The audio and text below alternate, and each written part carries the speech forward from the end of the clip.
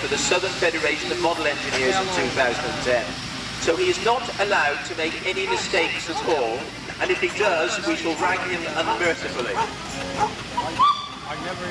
You see that ploughing engine? The flywheel goes backwards. That's because Fowler traction engines had 3 shafts across the back of the boiler. There was one with the flywheel on it, then there's another one just by the wheels, and then the back wheel shaft. If you look at a burrow, you'll see the flywheel goes forwards because it just has 3 shafts. These things matter to enthusiasts, you know. I was pointing out that Tommy had 1 cylinder, and then Pride of the Y, you can see, has got 2. What happens in Pride of the Y is the steam goes into the smaller cylinder, and then it expands across into the large cylinder.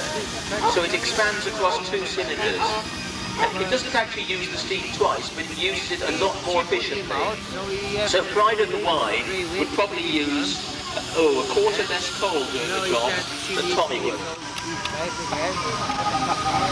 The next very splendid and very quiet engine is really something quite special, because that was built by Foden's of Sandbach, but spent its working life somewhere completely different,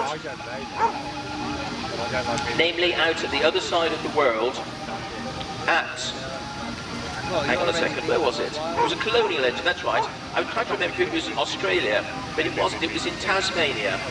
That was a colonial engine, and if you go to Australia and New Zealand, you will find the place populated with big traction engines made in this country, which when you think they had to ship them across the world in the 1900s is quite fantastic.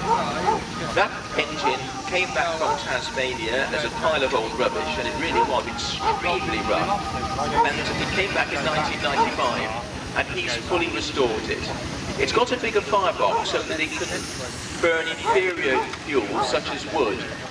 It's a compound, you can see it's got double cylinders on top of the boiler. And Foden's used to like big driving wheels with loads of spokes to them.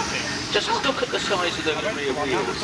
They're, I think, 7'6" or something in diameter.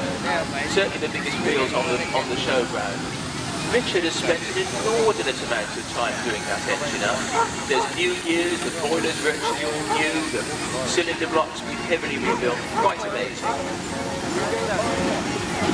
Next comes the first, well, I think I've already missed one steam lorry on the top.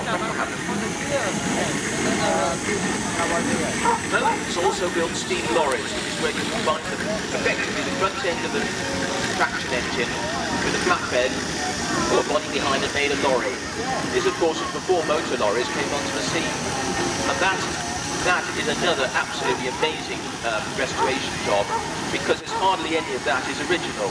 It was really built up by Henry Netherway, who lives just down the road here from Sutton St Nicholas, from only a very few original parts. And you talk to him, he'll tell you which bits are original and which bits made from new.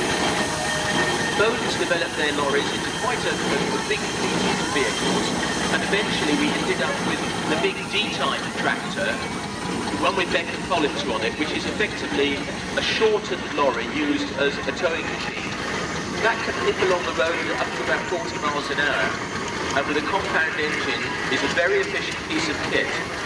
The reason that they fell out of favour was weight more than anything else, and of course there's a lot of work to keeping one on the road, but the Foden steam lorry was an amazing machine. The Beck and Collins one is owned by the Bathurst family from East Newcastle, and Bob Hayter has driven that engine for years. CJ4